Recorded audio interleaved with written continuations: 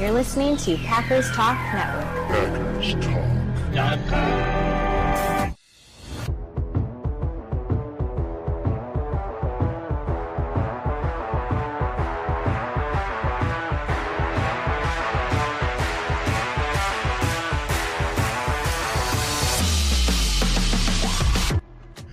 Welcome to the Packers Weekly Podcast, part of PackersTalk.com network. I'm your host, Miles Tedder, joined by your co-host, Tim Hamilton.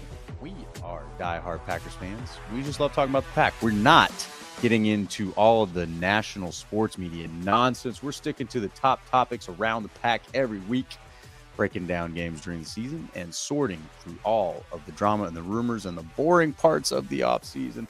If y'all want to support the podcast, please spike that like button for us. Follow us on all the socials, and then most importantly, jump on over to that YouTube channel we got going on there, the Packers Talk Network YouTube channel, and hit the subscribe button there. Only take you a few seconds and means the world to us. Greatly appreciate and love all of our subscribers, listeners. Thank y'all for joining us. You make a huge difference.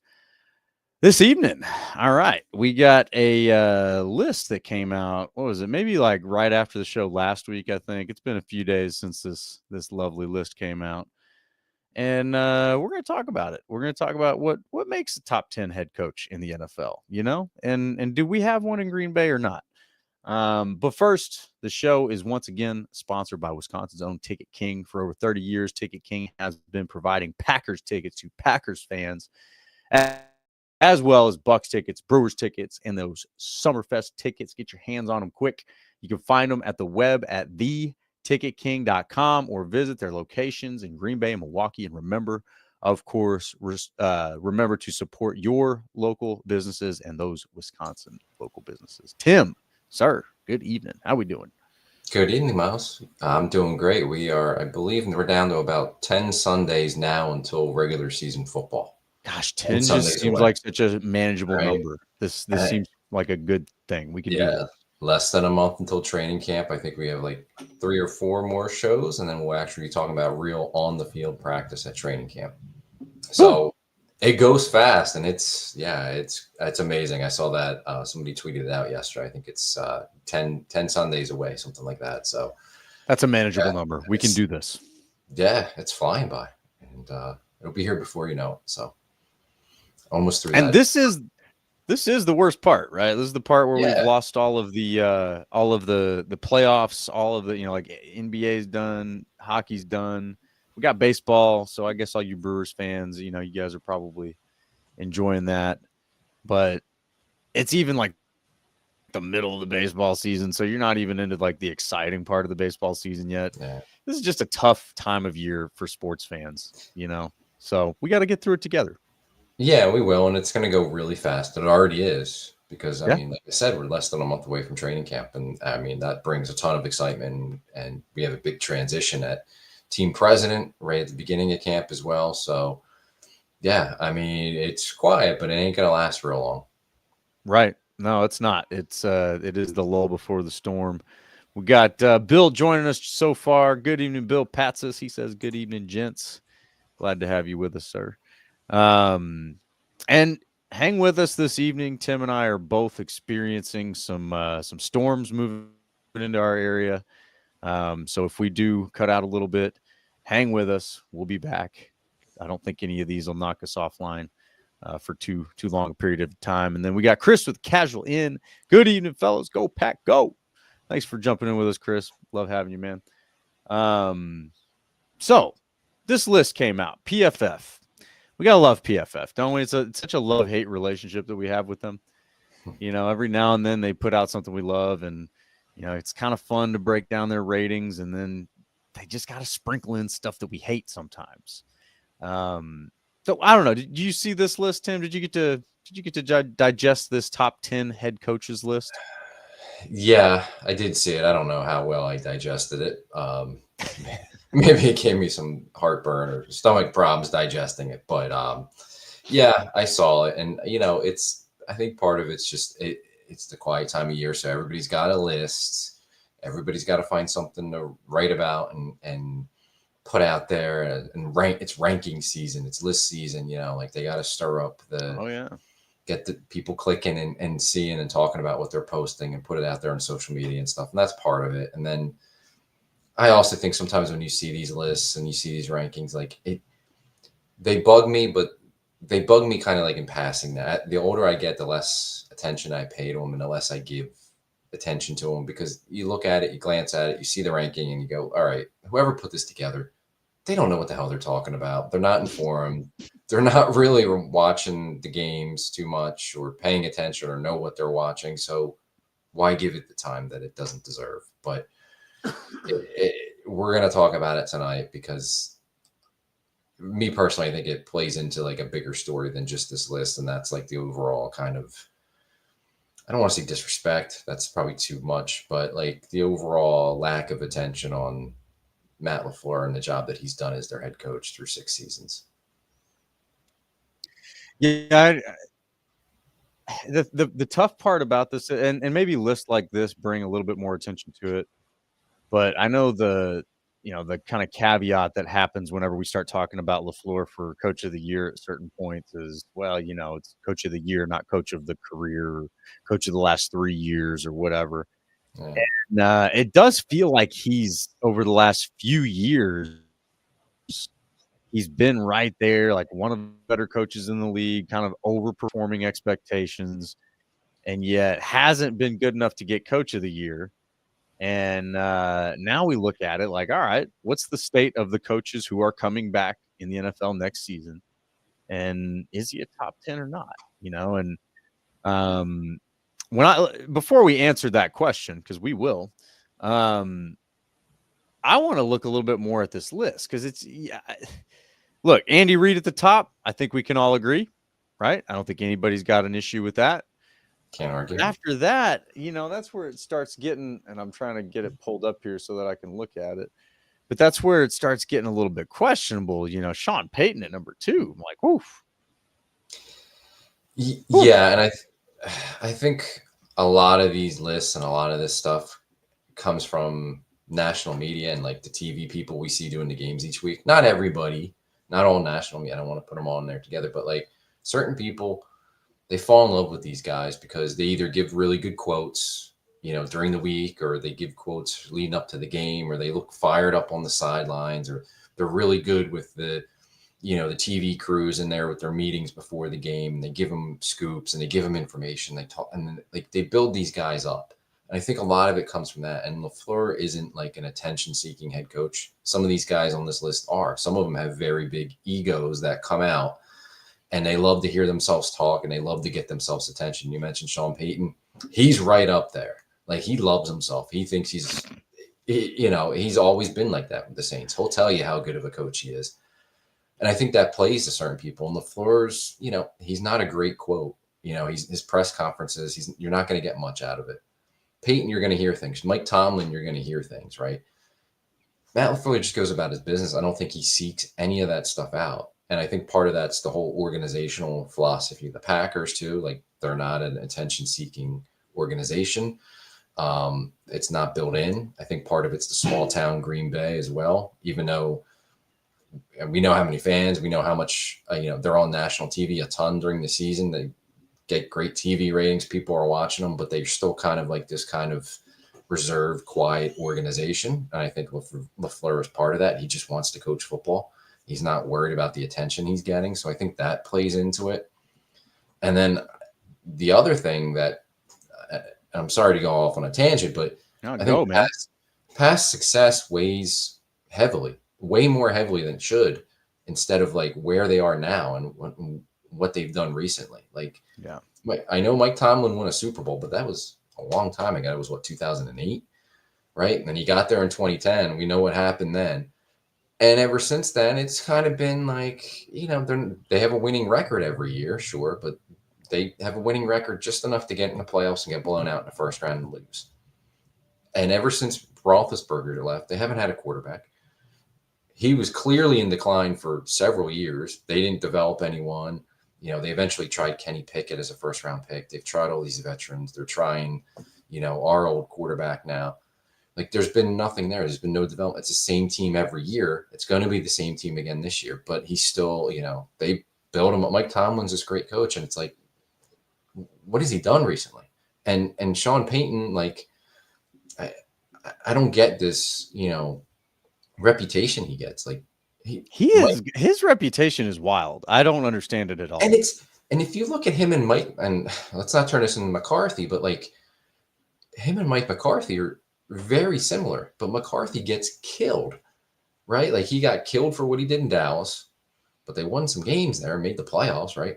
He got killed in Green Bay because he only won one Super Bowl with Aaron. He was holding Aaron Rodgers back, right? All that stuff. And like, he never got the respect, but he's got very similar credentials, records. He's won one Super Bowl just like Sean Payton. Sean Payton's beloved. Like, he's ranked number 2 by PFF. And Sean Payton, like, he won his Super Bowl in New Orleans. He had some great offenses. He had a Hall of Fame quarterback. Why wasn't he holding Drew Brees back from winning another? That's what I was going to say. I don't think Sean Payton did any more with Drew Brees than Mike McCarthy did with Aaron Rodgers. Those two seem like very similar track records to me. Right. And they give Sean Payton, I feel like he gets kind of like the break, like, oh, the defense was the problem, the defense. And it was like, well, he's the head coach hiring the coordinator, right? Why didn't McCarthy get a break for the defense? And beyond that, Sean Payton had a lot of say in personnel. He wasn't the GM, but he was kind of picking the personnel, or at least very much involved in it. McCarthy had no say. Ted was running the show as far as the personnel goes.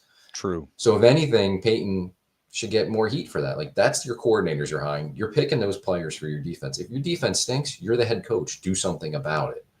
And he didn't. Like, he shouldn't get the break. Well, he had Drew Brees, and look at all the points they scored. But it was just the defense letting them down.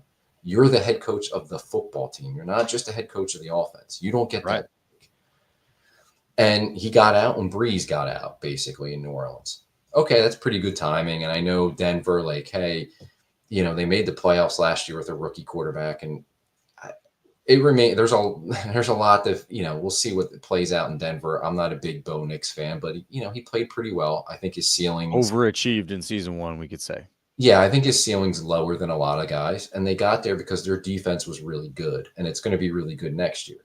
So, like, I think in a way now he's kind of benefiting because of a good defense, but like, he gets way more credit for things than he should when you actually look at it. And there was a spell there in New Orleans where they were 8-8, 7, like, they were a mediocre team for 3 years. And it's like, McCarthy never really did that.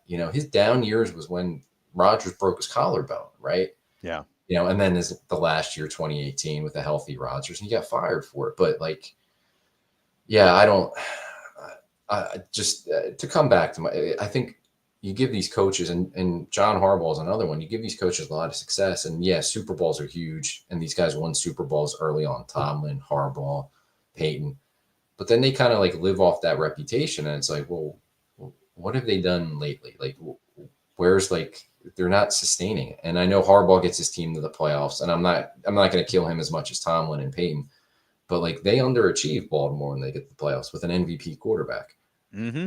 MVP, like, they don't get it done in the playoffs. Tomlin can barely get in the playoffs, gets pretty lucky to get in the playoffs, and then they get blown out, and they're not competitive in their playoff game.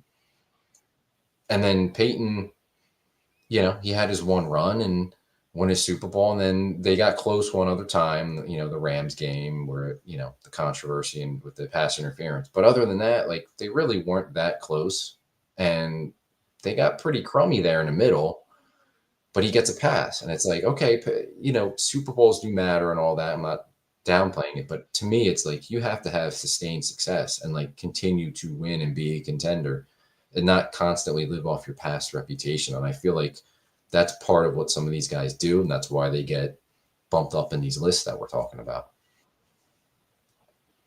Yeah, I'd have to agree with that. I mean, there's definitely a perception issue, and I think you have the same thing show up in the Pro Bowl voting as well.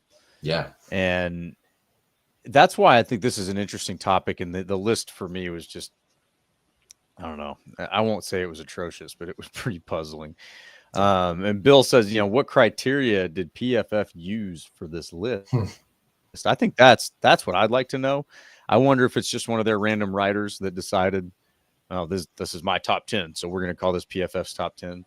But let's start to walk our way through it a little. Andy Reid at the top, number one. Nobody, I think, has any issue with that.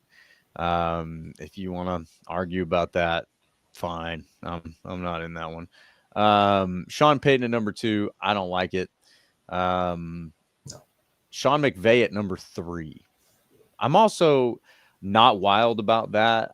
He belongs in the top 10, as does, I think, Sean Payton. I don't think he's number three. I don't know. What did you think about that? You cool with him at number three?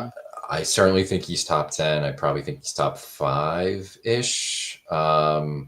If you're going to say three, I don't know. I hate doing rankings, but yeah, I could go either way on that. Like, I think he's a damn good coach, and obviously he's won a Super Bowl, and he's gotten his team to the playoffs, and he's gotten different versions of his team to the playoffs, right? Because they had a transition there with major personnel changes.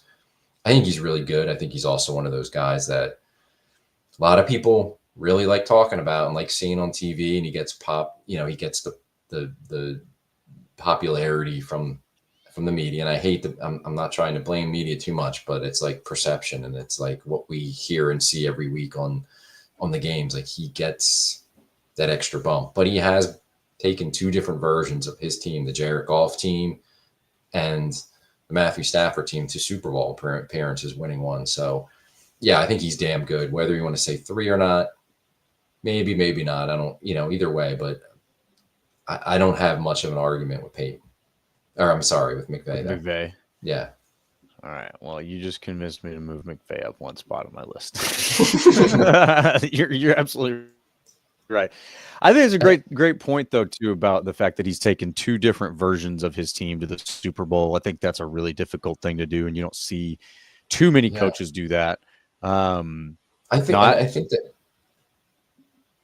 No, I was just going to say, I think that's like something like that's a key for me if I'm like looking at coaches and ranking them, is like, if you're living off like one version of your team, one quarterback, like, that's great if you continue to win. But like, it's those teams that, like, okay, their quarterback leaves or retires and they fall apart. Then like, what are you? Can you make that transition? And like McVay's done that. Andy Reid did that, between Philly and Kansas City, and making the transition from Alex Smith.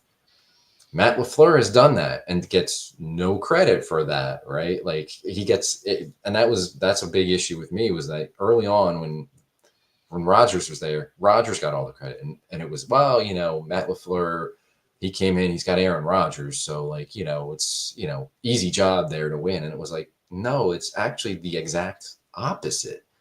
And that's always been my point with Matt LaFleur, is that, like, I think it was much harder coming in with an established quarterback, especially one like Rodgers, with his reputation, with his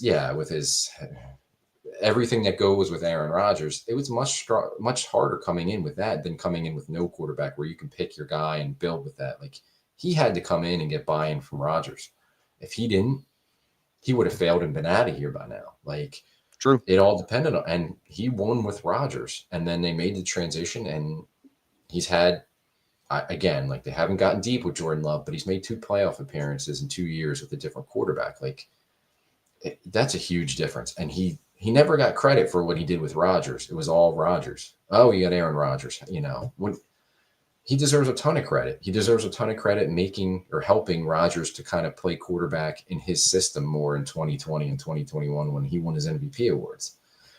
But, Rodgers has all the attention, and he has, everybody talking about him. So he gets the credit, not LaFleur. And to me, that's a big indicator of how good LaFleur has been, that he could win under, taking the established quarterback, the headstrong quarterback, and winning with him that way, and then making the transition and winning with another quarterback. Right. And doing it pretty quick, right? Yeah. I mean, the way that they won early on with Jordan Love and going into Dallas, getting that playoff win, man, that was pretty impressive, and I think that was definitely unexpected by most people. So I'd have to agree with you there that what LaFleur did is rather rare and definitely underrated. Not too many coaches do that.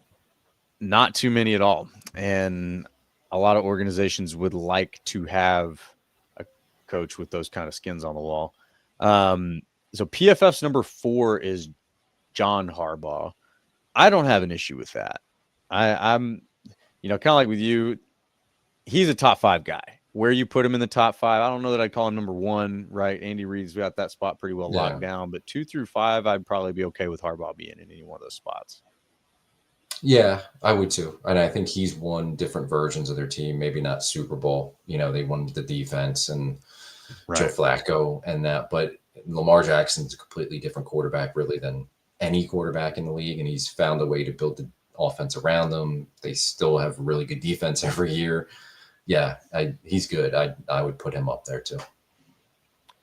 Yeah, I mean, there's not a whole lot to add to that. I've always had a pretty strong respect for John Harbaugh. He seems like one of those guys that you'd want to play for, work for.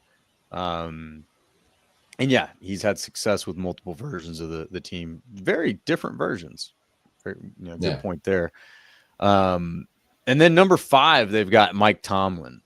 So again, kind of the same. Like, I'm cool with that. I think he's a top 5 head coach. He obviously is kind of closer to that category of, living off of one Super Bowl win, but I think he deserves a Nobel Peace Prize for the years that he had Antonio Brown there. That just the performance he got out of him and the rest of us not realizing how nuts that dude was. It's impressive. Definitely some strong leadership job from Tomlin there. So I'm cool with him being in the top 5. I don't know. Do you think he's a top 5? I don't anymore. I think he was. I think he's trending down, and I haven't seen it. It's not like a 1 or 2 year thing. This has been going on for several years now, where they're fair enough mediocre and just slip by. They do enough to have the winning record every year, which, yeah, that's impressive to say. Like, he's never had a losing record as a head coach, and as long as he's been there, that's great. But like, at some point, like, you got to start winning some playoff games when you do get there, and they're not even like, they get in the playoffs and they get smoked in the first round, and that's it. And I some of those years they probably shouldn't have even made the playoffs, and maybe like his coaching or whatever, got them into the playoffs at least, which is saying something. But yeah, it's not trending well for him. So I don't know where exactly I would rank him, but top 5, no, not at this point. At one point, certainly, but it's not trending well for him. And they've kind of been on this same like hamster wheel, the same thing every year. And I don't see it ending this season coming up. So we'll see. But yeah, I think he's living a little bit too much off the past reputation. Fair enough. It's a good argument. I don't know. And maybe that's a good differentiation to make there. I think Tomlin is, he's always seemed like a player's coach. Seems like a guy who can, kind of like I said, like he can hold a group of guys together. He can be a leader of men. You got Antonio Brown, who seemed kind of nuts, and Le'Veon Bell's kind of a headstrong dude as well, want his money and all that. What he did, I think, to keep that group of guys together, and they were pretty good there. They didn't win a Super Bowl, but they had some good teams. I just think he had some strong leadership. I don't know how good of a developer he is, though. I think that's the part that remains to be seen. I don't know how much talent development he's done. It doesn't seem like any of the quarterbacks that they've tried to go, transition to since Roethlisberger have worked out. And the question there is, are they any good, or is he just not a good quarterback coach? Because we can give some examples of where the head coach can make or break a quarterback, right? And Jared Goff is a great example of that, right? When we saw Jared Goff as a rookie under Jeff Fisher, he looked atrocious. And then all of a sudden, McVay takes him to a Super Bowl. So Jeff Fisher was he had a bit of a reputation to be a quarterback killer. He definitely, I think, had some blame in Vince Young's career not going so hot. Not all the blame. Vince Young probably shares some of that too. But yeah, so I don't know. The type of coach Tomlin is, to me, I think is a little bit different. And I think with the right group, he's the exact guy you need to bring it together. That's why I'm kind of interested in what they're bringing together right now. You mentioned they signed Rodgers. They just traded for Jalen Ramsey. So, he's got, a group of vets there now again. And they seem to be doing this whole, like, let's go for a 1-year run type of thing with Rodgers. I think it'll be interesting to see how he does with that group this season. And you talk about winning with a different version of your team. I think this would be considered a whole new version of that team with Rodgers at quarterback. But I think it'll be very interesting to see how he does this year. And I think, honestly, if he doesn't do well, this may be one of those years where it sort of ushers his career to an end. But on the other side of that, if he does well, maybe that's sort of the difference maker, revives his career, makes it more legendary. So the top five, we got Andy Reid, Sean Payton, Sean McVay, John Harbaugh, and Mike Tomlin. Again, this is PFF's top 5 head coaches, returning head coaches. So, we mentioned Mike McCarthy. He's technically not eligible for this list because he is not returning to the NFL this season. So I don't know where he would fall on this list if he were eligible. That's an interesting thought.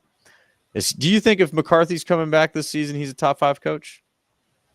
No, I wouldn't put him top 5. I think there's an argument maybe for top 10. Like, I think we'll get to some of these names on the list, but I think there's a couple names on the top 10 that he's better than. Now, there might be other guys that aren't on the top 10, like LaFleur, who are better than McCarthy, but I definitely think he's better than a couple of guys in the top 10 that they have ranked here.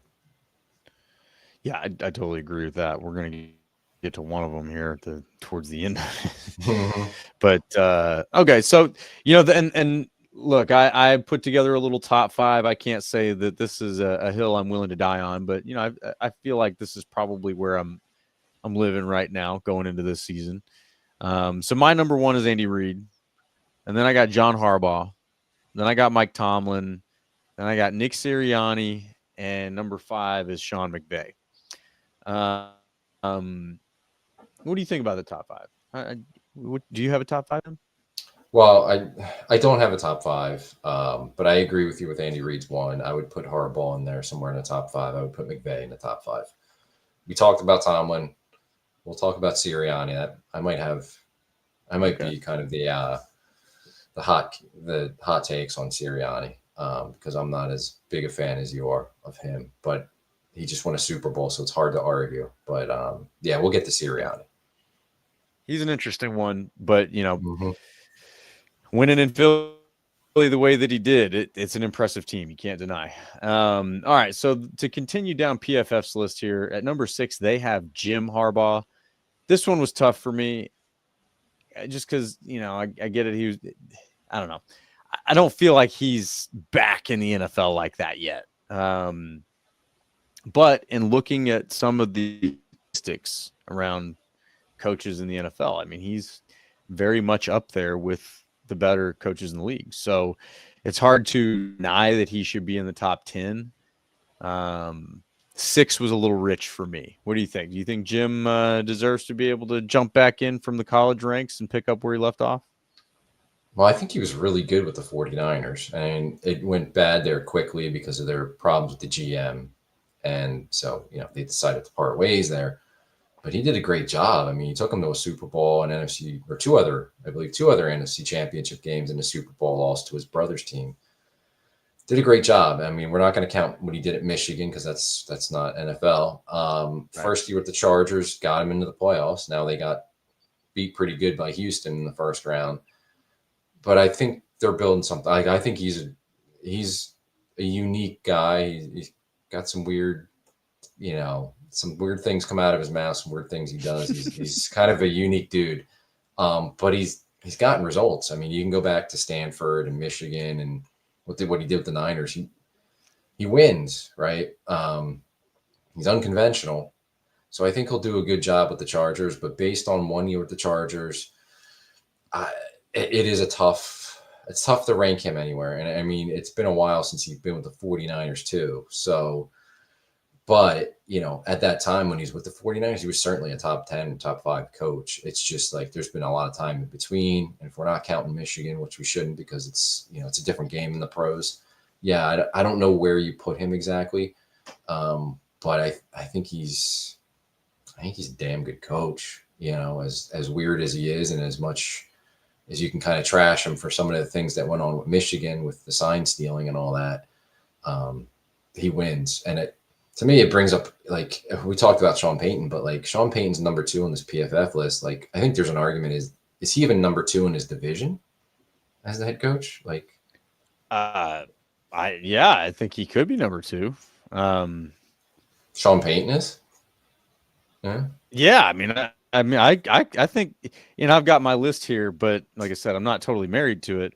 I definitely think that there could be an argument that Jim Harbaugh could be a better coach than Sean Payton. And honestly, this season determines a lot. Yeah, now Pete Carroll, I forgot about him as well. Yeah. But this season will determine a lot about that. Because each of these guys are kind of catching their stride with that team now, right? Peyton's coming. Is this year 3 with Peyton, or is this year 2? Year 3. The Broncos. Right, yeah. Okay, so he's in year 3, year 2 with Bo Nix. You got Jim over there in year 2 with the Chargers. You got Pete Carroll. This year 1 for him with the Raiders, right? Yeah, they just hired him. Yeah. Yeah, so he's just now getting going. We'll see what he can pull out over there. But it's an interesting division. At the very least, whether they're top 10 or not, those are some coaches with some deep experience in that division. And a couple of, they've played each other. They all are pretty familiar with each other. So yeah, it's an interesting division. And this conversation maybe looks a little bit different a year from now based on how that goes. So yeah, they've got Jim Harbaugh at number 6. At number 7, Kyle Shanahan. He's one that I wonder what's going on with him, because for a while there, his stock seemed to be pointed straight up. And now it's like, all right, you went to some conference championships, but you didn't win any Super Bowls, and I don't know what to make of the team that they're building right now. Yeah. Is it a scary team? Is it falling apart? I just don't know what to make of what's going on up there. So I don't know. What are your thoughts about Kyle Shanahan at this point? I'm actually surprised they don't have him higher because he's got that great reputation around the league. Of course. But yeah, you're right. Like, they're in a weird spot. There was obviously, they were bad last season, down year, and a lot of that was blamed on injuries and stuff like that, which, okay, fine. But they are an older team, and they're in transition. They brought back Robert Saleh to run the defense, which is smart, but he's been through a bunch of defensive coordinators now. The 2 Super Bowl losses seem to really hang with him. The 2 losses to the Chiefs, they were close games, but like couldn't get it done late in the game, and some of his coaching decisions didn't work out. He's gotten his team far, but he's also had some duds of seasons like he just did in 2024. And I think he's really good, and he's a very good play designer, offensive designer, play caller, and all that. I get that. I also think like this is kind of like maybe phase 2 for him. And like, you got what you got out of Brock Purdy, which far exceeds expectations. He was the last pick in the draft. Like, you got lucky where you picked him, right? But then to get what you've gotten out of him, like that, nobody gets that out of a 7th round pick, let alone the last pick of the 7th round. But now, like, they've decided to commit to him long-term as their starting quarterback. So now you've said, okay, he's our quarterback. He's our guy. We can win with him. So now I think it gets really interesting to see the evaluation of him, because no longer is it about like, wow, they deserve credit for developing Brock Purdy. Now it's like, okay, how do you judge them on saying Brock Purdy's our guy that we can win a Super Bowl with, and we're going to stick with him instead of trying to get somebody else that's better? So that to me is going to be the interesting part, is like, all right, you committed to this guy, you're paying him the money. Now you got to win with him. Like, he's your guy. And they're in a weird spot. Like, I don't know what to make of them. Like, I think they'll be better than they were last year, but I don't think they're a Super Bowl contender. Like, they're just kind of, I don't know. They're getting old, and they're kind of in transition at some spots. They're a hard team for me to really figure out this year. For me, Kyle Shanahan is like the opposite of the way I described Mike Tomlin.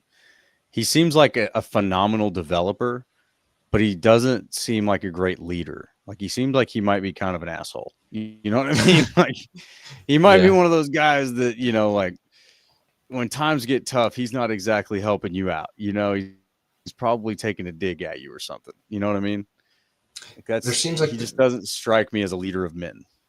there seems like there's some kind of like, I don't want to say like almost panic, or like in certain spots, like he just, the 2 Super Bowl losses, but some of the other playoff losses were like, I don't know. And even going back to Atlanta when he was the offensive coordinator when they blew the big lead against the Patriots, like there's just something there where like there's big spots, like he just doesn't get it done. And is it panic? Is it overthinking? Is it just getting a little too tight? Like, what is it? But there's just something there. There's something there, man. And I definitely think it's a him thing. I don't think it's a people around him thing. So that one, you know, and he's in my top 10 because like I said, I believe he is a phenomenal developer. I think he knows how to develop talent. I think he knows how to build offenses. I think he's got like a high football IQ, but I think along with that probably has some leadership flaws, it seems like.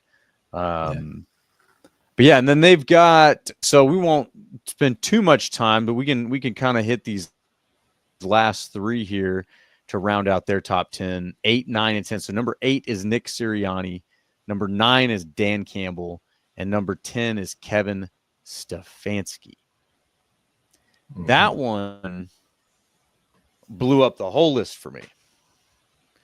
I just, do you have a rationale for that I'm missing? I know he's won Coach of the Year. So there's that. Beyond that, I got nothing.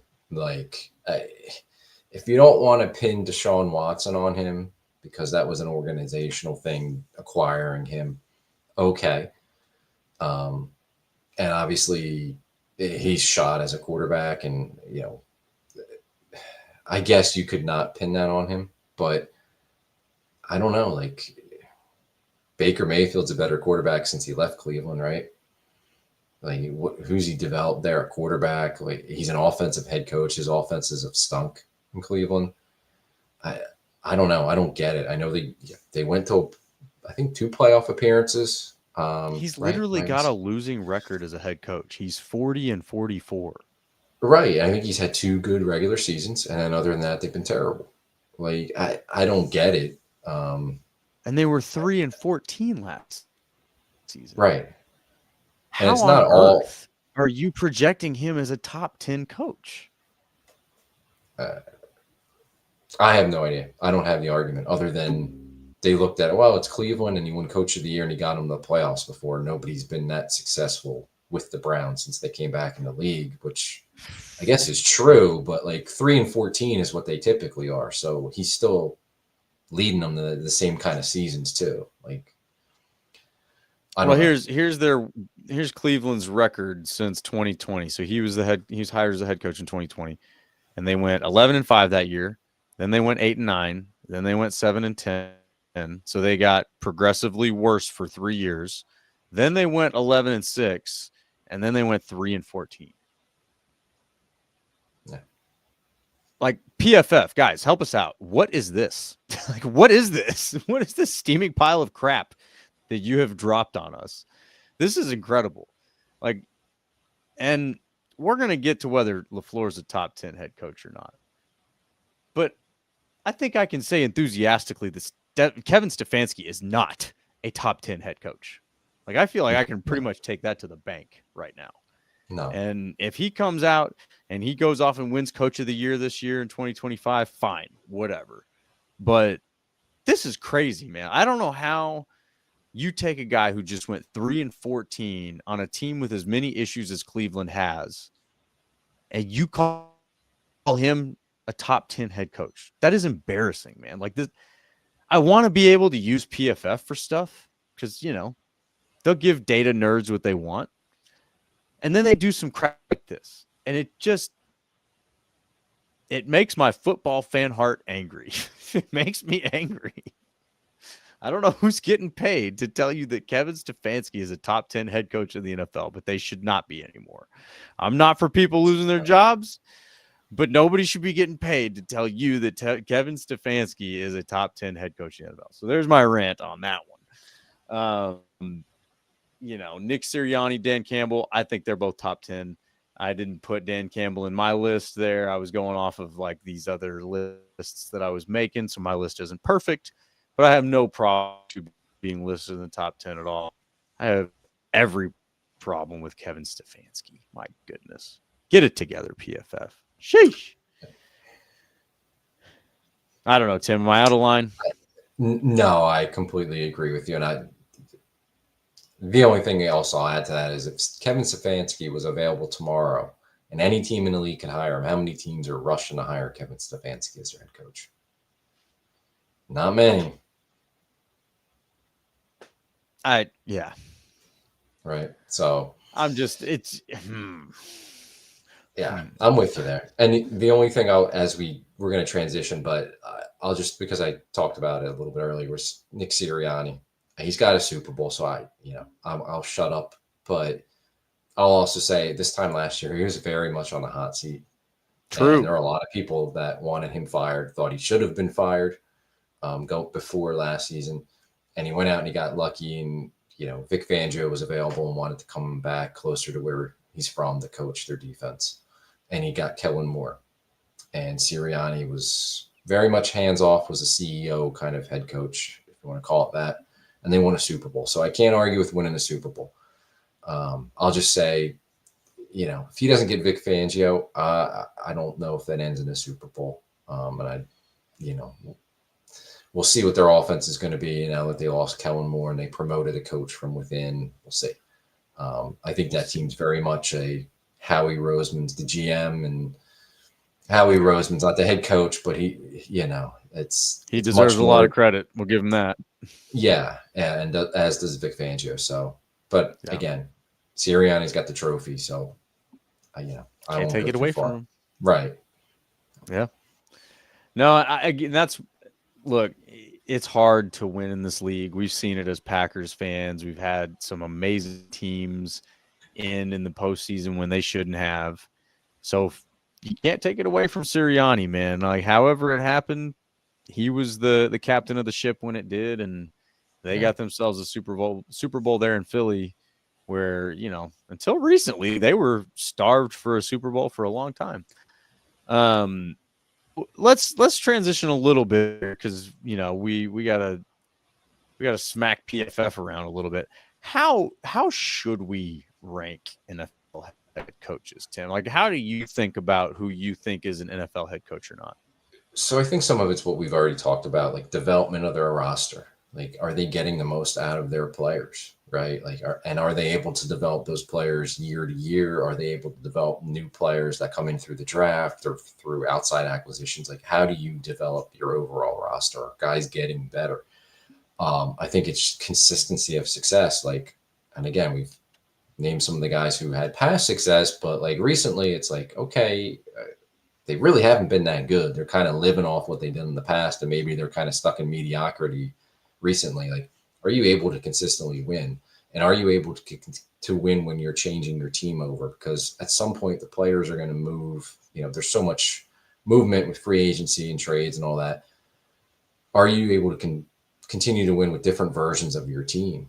And especially like talking about LaFleur, he transitioned from a franchise quarterback to Jordan Love, who's a franchise quarterback. But he had to like develop Jordan Love, and he had to deal with Rodgers and, manage that relationship and get him to believe in what LaFleur was selling and wanted to do for their team, which was a very hard thing to do. But like, are you a head coach that just lives off of one phase of your team, one quarterback of your team? And then when they get old or they leave, like, you don't win anymore after that, or can you sustain that? So like, I look at that, and then are you able to like overcome adversity? So yeah, there injuries. Everybody goes through a year where they have a ton of injuries, and are you going to use that as an excuse? And we had a lot of injuries. We only won 6 games this year. Where you can say, yeah, we had a lot of injuries, but we still, we won 10 or 11 games and made the playoffs. Which maybe it's not a Super Bowl, but you're able to overcome that. And are you able to like off-field adversity and all the different kinds of adversity that you may face? Like, can you consistently overcome that and make your team better?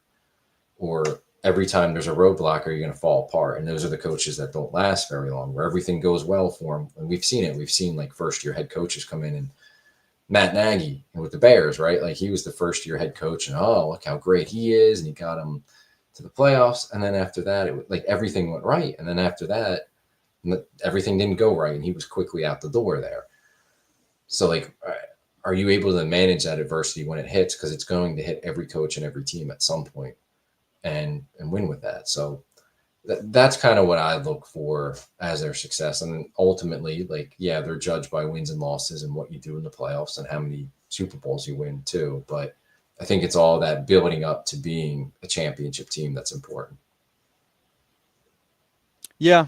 Yeah. And I think you got to look at who did it the best. You know, obviously we got Lombardi, but more recently you've got Belichick.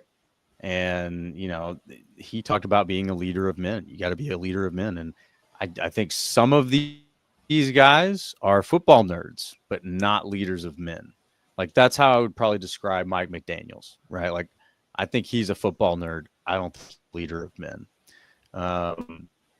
You know, and Andy Reid, obviously leader of men. Like you can check that box with him. He's done it, like you said, with multiple versions of these different teams. Even with Alex Smith at quarterback, he had him looking good. John Harbaugh, Mike Tomlin, I think they all fall in. And even Nick Sirianni, after what he did this last year, all leaders of men, right? I think that's a big thing. Like you've got to be able to command that room, and you've got to be able to inspire all of these talented people who are the best of their game to come together and do what you say, right? And what you need them to do. That's tough, man. Like the adversity thing, I think that you're talking about, it's very, very important and almost impossible to measure. But it is something that only a few coaches in this league have demonstrated that they can handle, you know, and LaFleur is one of them. But you got to look at wins. That's definitely it. You got to look at win percentage, I think is another one that you know, you just look at total wins, like a guy who's been 500 his whole career, but he's been coaching for 50 years. You know, that's not as impressive as a guy who's, you know, at what, almost 75% win percentage. So win percentage is a big deal. And then, you know, the goal is to get in the playoffs and to get going. So, you know, I think you got to look at who's gotten to the playoffs with consistency and how, you know, what have they done when they get there. So what's the playoff win percentage and that kind of thing. So I think it comes down to that. And, you know, the adversity thing is tough, but then the last thing for me, it's your football IQ. Like, are you a football nerd or not? You know, can you win on the chessboard or not? Because at the end of the day, you can be great in practice and on the whiteboard, but when you've got one of the best football minds across the field from you playing chess with you, you maybe freeze up a little bit. And I think there's some coaches that are terrible play callers. I think that they get, you know, mixed up in the emotions of the game. I won't say that LaFleur is a terrible play caller, but I will say that he's guilty of getting mixed up in his emotions sometimes. I think he definitely is guilty of emotional play calling. But yeah, so, you know, I think it's those things. Like you got to be a leader of men, which is kind of subjective, right? But you can kind of start to feel out what that is. You know, you got to look at the wins. What kind of skins do you have on the wall? Are you making it to the playoffs? And what are you doing when you get there? You know, and are you a football nerd? You know, can you win the chess match? And a lot of coaches will fail that chess match in different ways. You know, whether, you know, maybe it's time management. Time management's one that McCarthy got a lot of criticism for.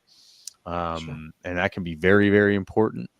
You know, so there's a lot, I think, that goes into it. Those would be my main ones, and I would probably have to figure out a way to measure those things and make them a little bit more objective. That's what we thought we had PFF for. Over here telling us to Kevin Stefanski is a top 10 quarterback, for crying out loud. Can't trust anything that comes out of that position. So anyway, all right. So, you know, I think we agree on most of what, you know, how you would rank an NFL head coach. So, all right, man, like, is Matt LaFleur a top 10 NFL head coach?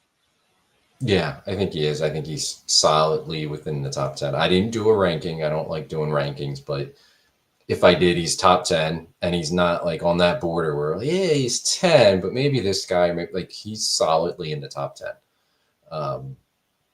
Is he top 5? Maybe if you stretch it a little bit. I don't know if I could go that far yet, but I think there's at least an argument. Certainly top 10. Like he's won 67% of his regular season games since he's been a head coach. That's pretty damn good. And again, he made the transition from one quarterback to the other. Not an easy transition to do. 2 seasons with Jordan Love as a new starting quarterback, and they made 2 playoff appearances. Getting Aaron Rodgers to buy in from the beginning, that's not an easy thing to do.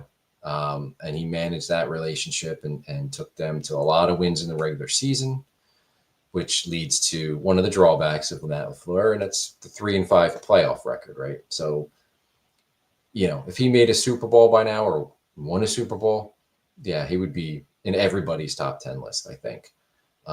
That's, to me, I guess the one big, roadblock that's holding them back is just that they haven't won. Now, I can ding him a little bit too for, like you said, sometimes he can get a little too emotional with his play calling or challenge flags or decision making in a game. I ding him a little bit for some of the coaches. He hired Joe Barry and stuck with him for 3 years. He's gone through different defense or special teams coordinators that are questionable. So some of that I ding him for. Now I got to give him credit for Jeff Hafley. But I think overall there's way more positives than negatives, and you can just start by looking at his regular season record. Like, there's a lot of teams that would kill for that. But ultimately, if he wins a Super Bowl, I don't think we're having this conversation because he would be in the top 10, no doubt. And that's what it's going to come down to. And that's where he's going to get his respect from, again, the national media, the national following of people around the NFL that just don't know him that well because all they see with the Packers is Aaron Rodgers or Jordan Love now. And he kind of is a quieter head coach who's not seeking out the spotlight, not seeking out the attention or the sound bites and stuff like that. So I think he gets dinged for that, and he shouldn't. But that's just the way it goes.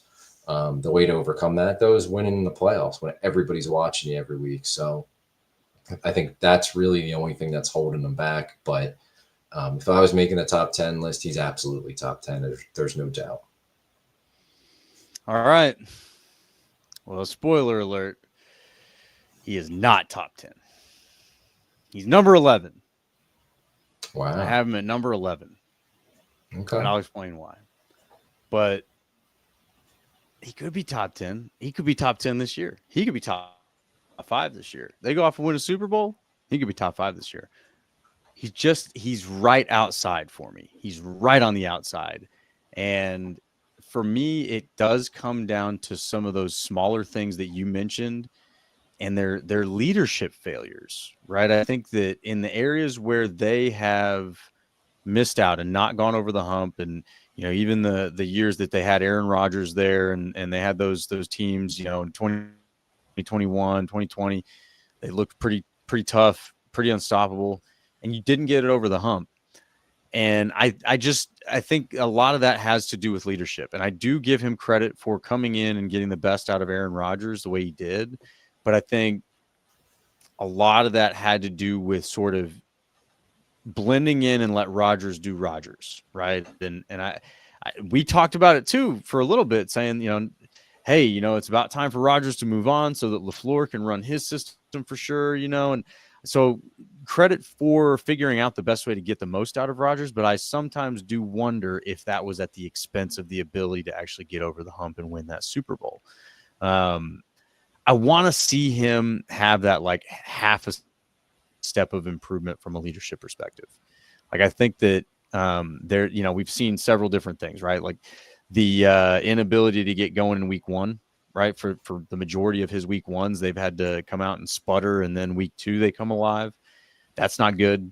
Like, I just think that there's sometimes that he misses the ability to set the tone as the leader of men of that group. And that, I think, is what has held them back from getting over that edge. Can they make that happen this year? Hell yeah, they can. He's still growing, just like the players are still getting better, faster, stronger, whatever it is, smarter. big credit for moving on from Joe Barry and bringing in Hafley, somebody that seems like the perfect fit, right? So definitely big credit there. But, the offense shouldn't have taken a step backwards last season, and they did. So ding there, and he's the offensive guy, right? Like if he was a defensive guy, and hey, maybe that's a little bit of a different story, but he's the offensive guy, right? I mean, everybody agrees they're running his offense. So for them to take a step backwards last year, I don't like that. I think that's a little bit on him as far as, again, back to the leadership side of things.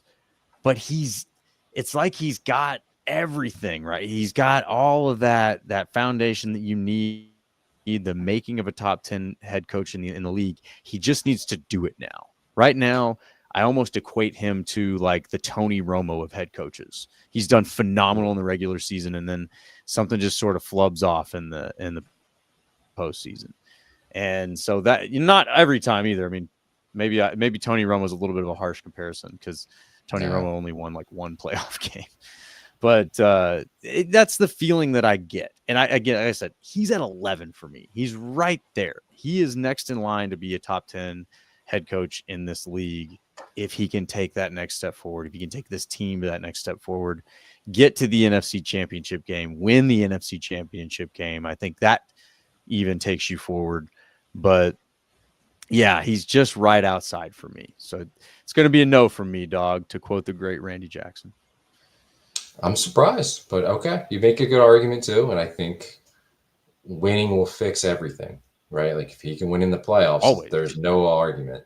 And that's what it comes down to with him. And like we can talk about like and different points that you made. I think you can talk about a lot of that stuff with other coaches that wouldn't even be in the top 10. Like there are a lot of criticisms of Andy Reid.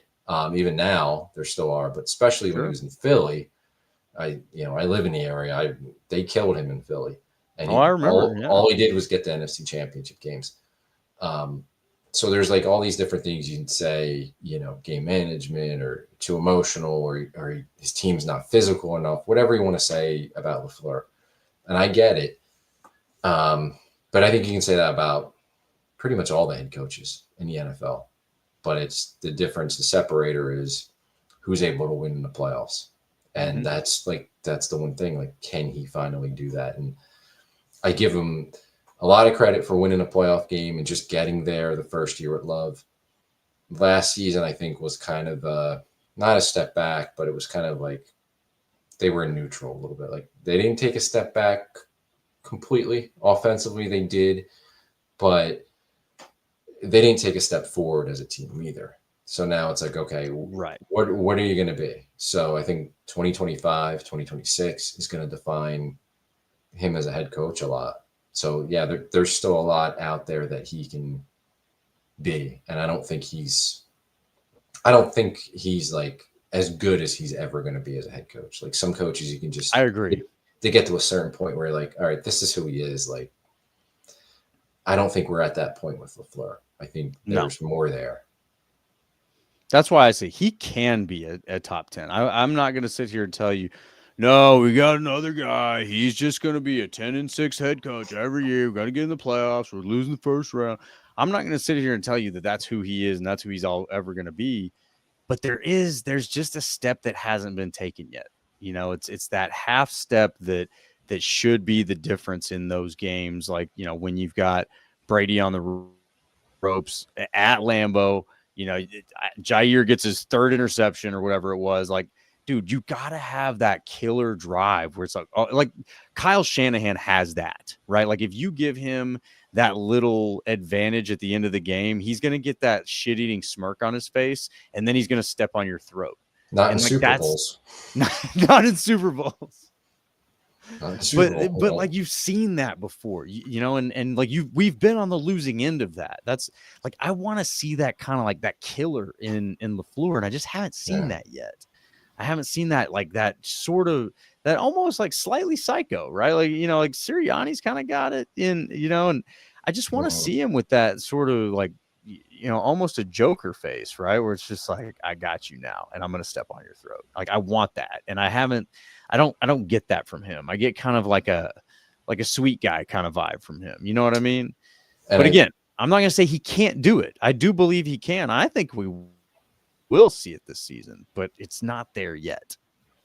And I think that kind of plays into a little bit of how their team plays as well. It's like there's times where they go up against teams that bully them a little bit, that are a little more physical, or that like like, you know, he'll get beat by Dan Campbell, who's a fiery, like, we're going to punch you in the mouth and bite your kneecaps. Or even when they would lose to Shanahan in the playoffs, it was like he couldn't beat his mentor. Exactly. Right? Like, and it's just like it almost plays in, like, that's who you are. Like, you need a little bit more. You need a little more fire. And remember when they lost to the Jets a few years ago, and Saleh was the head coach, and he made a quote, which was essentially like, we knew we could take them down to the deep end and they wouldn't be able to survive, sort of thing. Yeah. They don't like to swim. Yeah. And that always, like, that stuck with me. Like, yeah, you need to be able to do that. And it's like, is he enough of a killer? Is he enough of a, finish you, go for the kill, put you away? We're not waiting for you to end this thing. We're going to take it to you and end it right now, sort of coach. And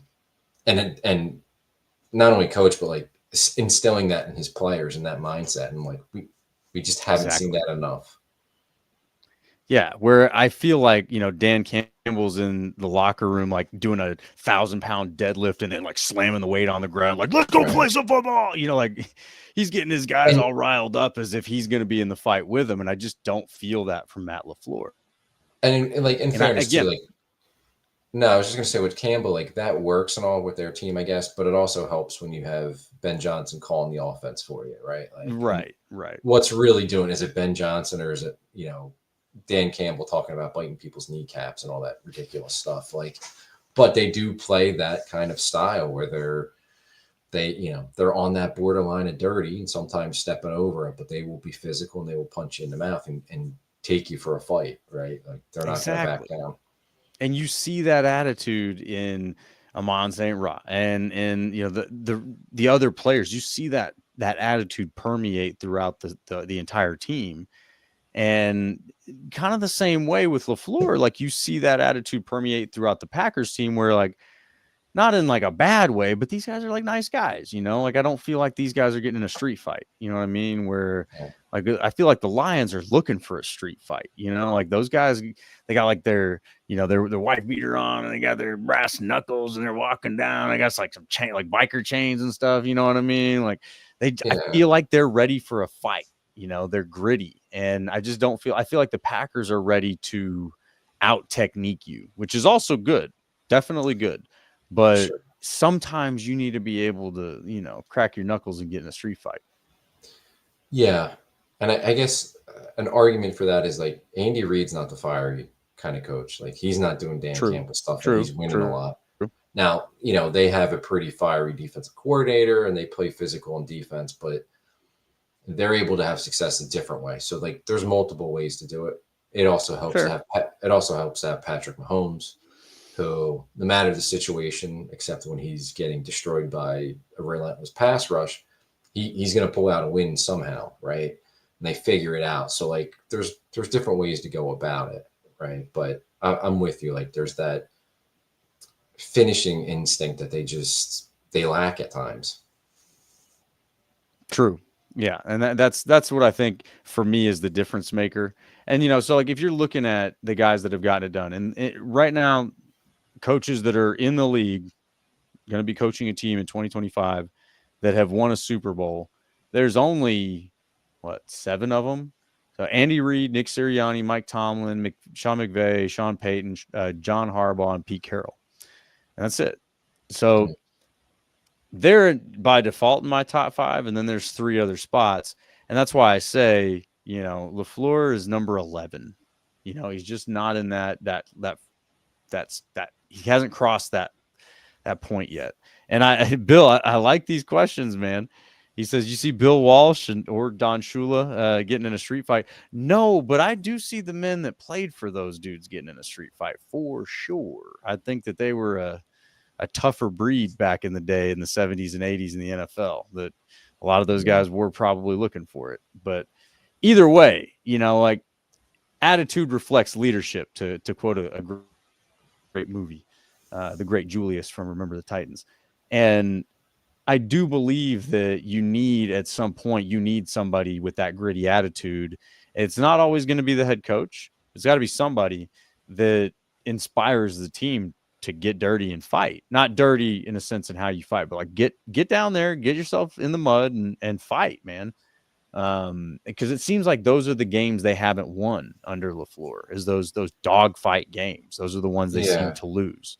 And it's frustrating because there's other games where they just mop the floor with a team, but they do it with technique and strategy, right? And that's great. But in order to win a Super Bowl, you got to at least win one dogfight. Like, you're going to be playing in the winter months, it's going to be a dogfight. So that's why. That's, for me, that's where he's at.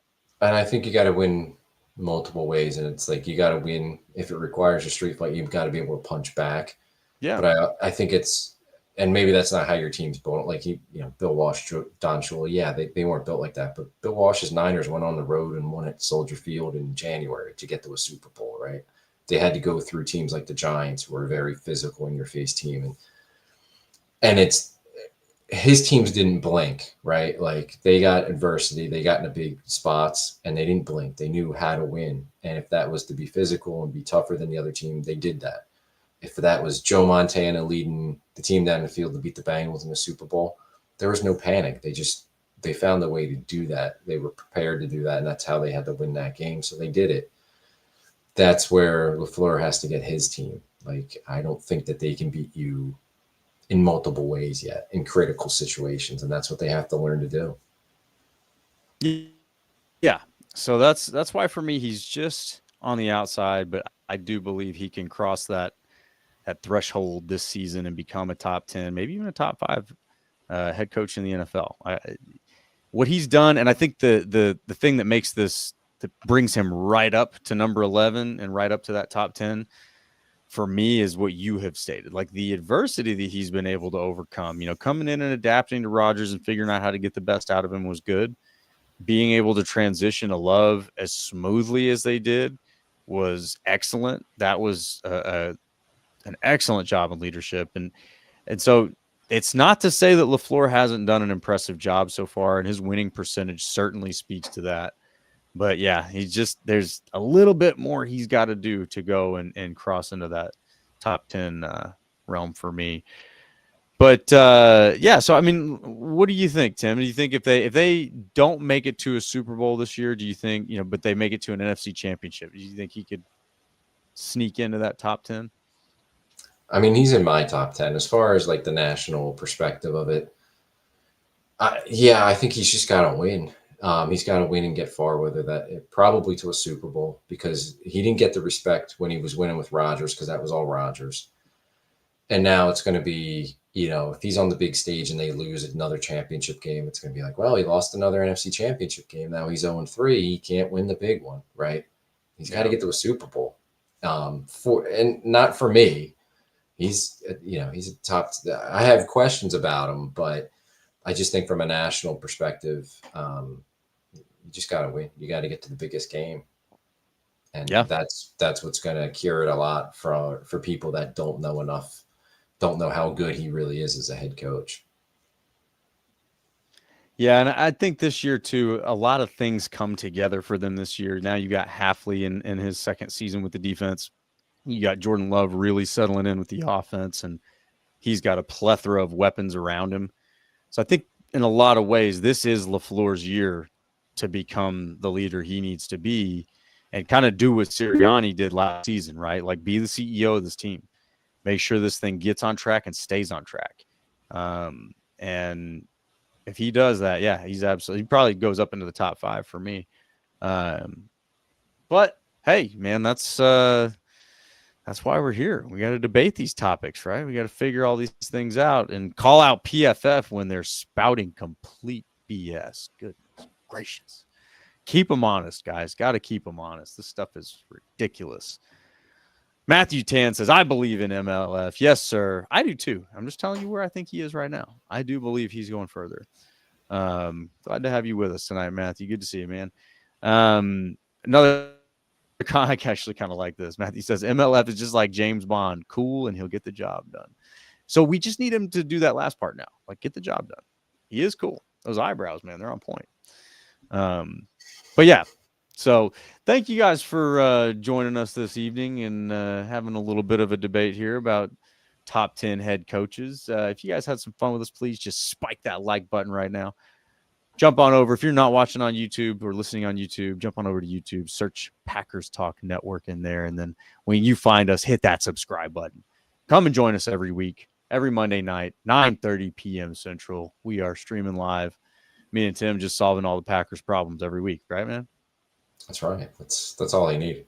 That's all we need. So when all else has crumbled, you guys come here, hang with us. We're going to figure it all out. And one day, LaFleur and Goody are going to listen to us, and we're going to rattle off like 6 Super Bowls in a row. But anyway, always have fun with you guys. If you were hanging with us tonight in the comments, thank you so much. Love you guys. And, of course, join us again next week, 9:30 p.m. Central, streaming live. And go!